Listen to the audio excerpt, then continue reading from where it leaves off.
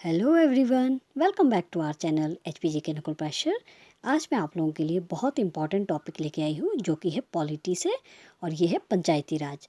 इस टॉपिक के बारे में हम जानेंगे जो कि बहुत इंपॉर्टेंट है आपके टीजीटी एग्ज़ाम के लिए, और जितने भी टैट एग्ज़ाम हैं उन सब के लिए बहुत इंपॉर्टेंट रहेगा। तो चलिए जानते हैं आज पंचायती राज के बारे में। तो चलिए शुरू करते हैं, और शुरू करने से पहले अगर अब तक आपने हमारा चैनल सब्सक्राइब नहीं किया है तो जल्दी से सब्सक्राइब कर लीजिए। तो देखते हैं आज के टॉपिक की शुरुआत करते हैं। स्थानीय शासन महात्मा गांधी की संकल्पना राम राज्य या ग्राम स्वराज्य का परिष्कृत रूप है। तो महात्मा गांधी जी का जो सपना था कि राम राज्य होना चाहिए भारत में, तो उसी का ही जो परिष्कृत रूप है वो है पंचायती राज।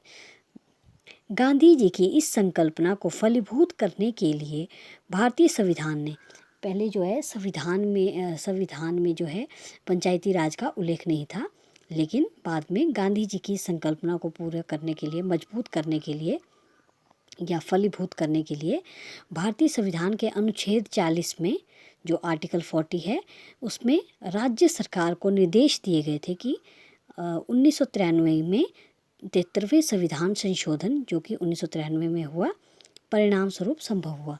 तो आप याद रखेंगे कि 73वां जो संविधान संशोधन है ये पंचायती राज से जुड़ा हुआ है। तो चलिए देखते हैं आगे। वर्ष 1957 ईस्वी में गठित बलवंत राय मेहता समिति ने सर्वप्रथम पंचायती राज को स्थापित करने की सिफारिश की थी। तो आप याद रखेंगे जो पंचायती राज के लिए जो बलवंत राय बहुत सारी समितियों का जो है गठन किया गया है, लेकिन सबसे पहले जो गठित की गई थी कमेटी उसका नाम था बलवंत राय मेहता कमेटी, और ये गठित की गई 1957 को। तो उन्हीं की सिफारिशों को स्वीकार कर लिया गया और साथ ही सभी राज्यों में इसे इम्प्लीमेंट करने के लिए जो है कहा गया। तो आप याद रखेंगे बलवंत राय मेहता समिति है ये 1957 ईस्वी में गठित की गई, और इसी ने कुछ सुझाव दिए पंचायती राज के बारे में जिनको इम्प्लीमेंट करने के लिए राज्य सरकारों को आदेश दे दिए गए। आगे देखते हैं। पंचायती राज और नगर पालिका प्रणाली को संवैधानिक अस्तित्व प्राप्त करने में काफ़ी लंबा संघर्ष करना पड़ा। तो आप याद रखेंगे जो पंचायती राज और नगर पालिका हैं इनको संवैधानिक दर्जा प्राप्त करने के लिए संविधान में जो है इनको संवैधानिक दर्जा प्राप्त करने के लिए बहुत लंबा समय जो है तय करने पड़ा। नेक्स्ट है 73वें एवं 74वें संविधान संशोधन। जो 73वां संविधान संशोधन है ये पंचायती राज से रिलेटेड है, लेकिन जो 74वां है ये नगर पालिका यानी कि शहरी निकाय से जुड़ा हुआ है। तो चलिए जानते हैं। 73वें एवं 74वें संविधान संशोधन 1993 के तहत स्थानीय शासन भारतीय परिसंघीय व्यवस्था में तीसरे स्तर की सरकार को सामने ला खड़ा किया। तो ये याद रखेंगे आप। सर्वप्रथम राजस्थान के बहुत ही इंपॉर्टेंट आगे वाला क्वेश्चन। सर्वप्रथम राजस्थान के नागौर जिले में 2 अक्टूबर 2 अक्टूबर 1959 को जो है पंडित जवाहरलाल नेहरू ने पंचायती राज की नींव रखी। तो आप याद रखेंगे 2 अक्टूबर 1959 को जो है राजस्थान के नागौर जिले में पंचायती राज व्यवस्था की नींव रखी गई। ये क्वेश्चन बहुत बार एग्जाम में पूछा जाता है, और इसी दिन इसे संपूर्ण राज्य जो राजस्थान है वहाँ पर लागू कर दिया गया। किंतु वांछित सफलता प्राप्ति में कमी के इस गंभीरता को करने के लिए मजबूत किया, जिसके लिए कि अनेक समितियों का गठन किया गया जिन्होंने अपनी सिफारिशों में पंचायती राज को मजबूती प्रदान की।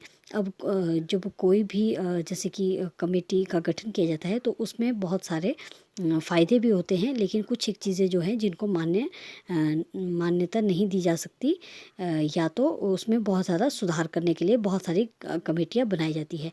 तो उसी तरह से बलवंत राय मेहता कमेटी में जो है इसको और अच्छा बनाने के लिए बहुत सारी और भी समितियाँ जो हैं गठित की गई, तो जिनके बारे में हम आगे बढ़ेंगे। तो चलिए देखते हैं।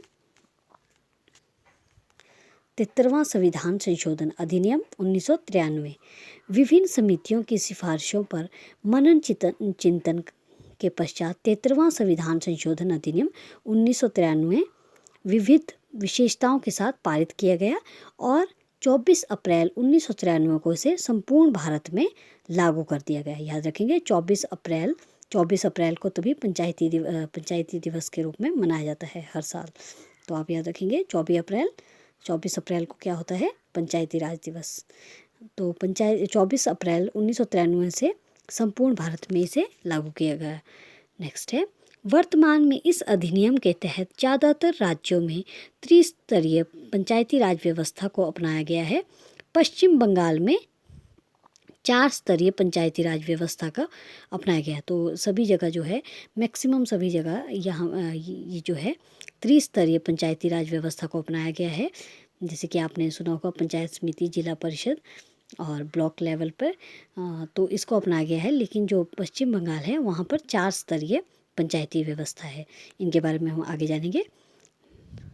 पंचायती राज के संबंध में भारतीय संविधान का अनुच्छेद 243 से 243 अणा तक विशेष उल्लेख करता है। तो आप याद रखेंगे 243 से 243 अणा तक जो है ये पंचायती राज का उल्लेख करता है। पंचायती राज व्यवस्था की संरचना त्रिस्तरीय है। नेक्स्ट है, जिला परिषद स्थानीय ग्रामीण स्वशासन में शीर्ष पर स्थित है। तो जिला परिषद जो है ये स्थानीय ग्रामीण स्वशासन में शीर्ष पर स्थित है। तो याद रखेंगे आप, सबसे बड़ा है जिला परिषद, ग्रामीण जो स्वशासन है उसमें। शीर्ष स्तर पर जिला परिषद और शीर्ष स्तर पर है जिला परिषद, मध्य स्तर पर पंचायत समिति और निम्न स्तर पर है ग्राम पंचायत। तो आप याद रखेंगे जिला परिषद जो है ये स्थानीय ग्रामीण स्वशासन में शीर्ष पर है और शीर्ष स्तर पर जिला परिषद, जैसे कि हमने पहले देख लिया, मध्य स्तर पर है पंचायत समिति और निम्न स्तर पर है ग्राम पंचायत। अब हम देखेंगे विभिन्न जो पंचायती राज से संबंधित जो भी समितियाँ हैं, कमेटीज गठित की गई, उनके बारे में हम जानेंगे। सबसे पहले है बलवंत राय मेहता समिति। अध्यक्ष थे इसके बलवंत राय मेहता और ये की गई 1957-58 में। इसमें क्या बात कही गई, तो स्थानीय स्तर पर, जो स्थानीय स्तर है उस पर लोकतांत्रिक विकेंद्रीकरण, त्रिस्तरीय पंचायती राज की स्थापना, जिला परिषद, प्रखंड समिति, ग्राम पंचायत, ये त्रिस्तरीय की जो भी धारणा है ये बलवंत राय मेहता समिति की धारणा है। और इसी पे जो है हमारे सभी राज्यों में, मैक्सिमम सभी राज्यों में त्रिस्तरीय पंचायती राज व्यवस्था है, जबकि पश्चिम बंगाल में 4 स्तरीय है। नेक्स्ट देखते हैं अशोक मेहता समिति। तो अशोक मेहता समिति, जिसके अध्यक्ष खुद अशोक मेहता जी थे, ये समिति गठित की गई 1970-78 में और ये थी द्विस्तरीय पंचायती राज की स्थापना, मंडल पंचायत एवं जिला परिषद। तो इसमें द्विस्तरीय की बात की गई, मंडल पंचायत और जिला परिषद की। नेक्स्ट है राजनीतिक दलों का प्रतिनिधित्व। इसमें कहा गया है कि राजनीतिक दलों का जो है प्रतिनिधित्व किया जाए और इसमें 4 वर्षीय कार्यकाल की जो है कार्यकाल की बात कही गई। नेक्स्ट देखते हैं LM सिंघवी समिति और इसके जो अध्यक्ष थे वो लक्ष्मीमल सिंघवी थे।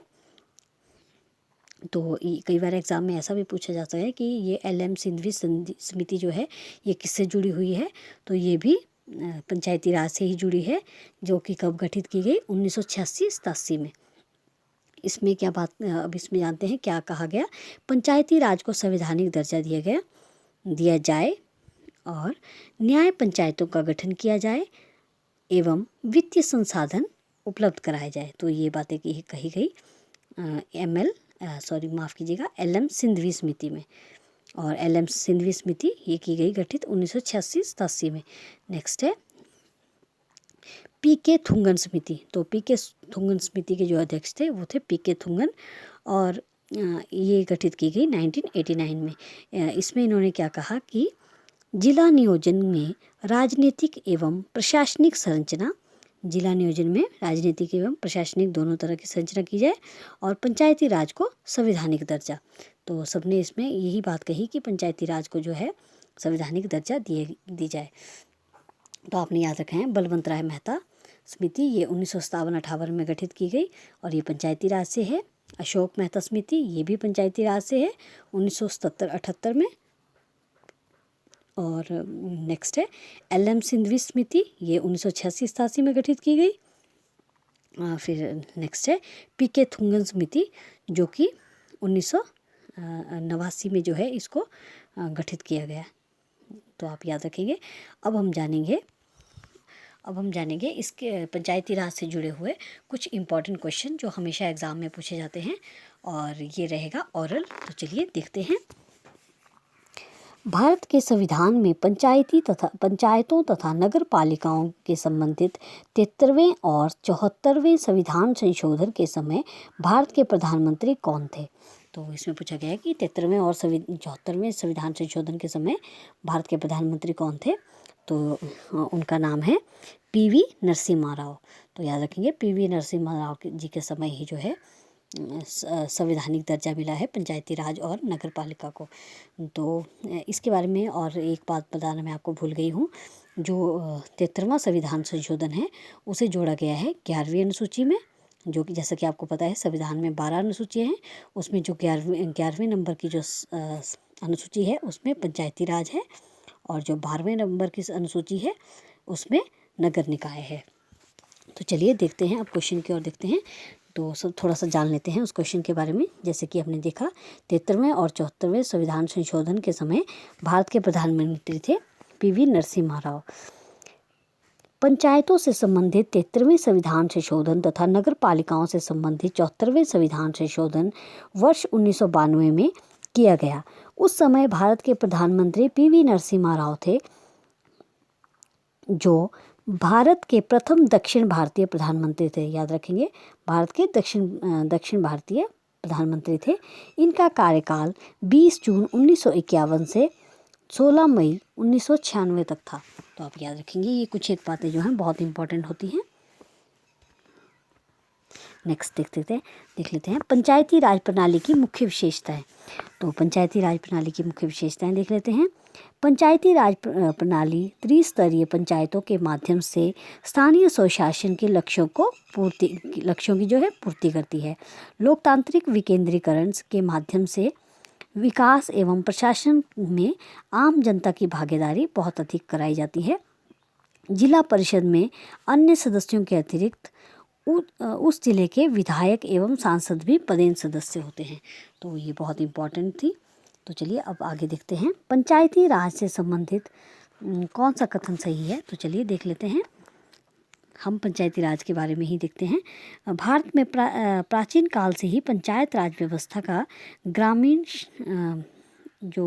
जीवन का अभिन्न अंग रही है।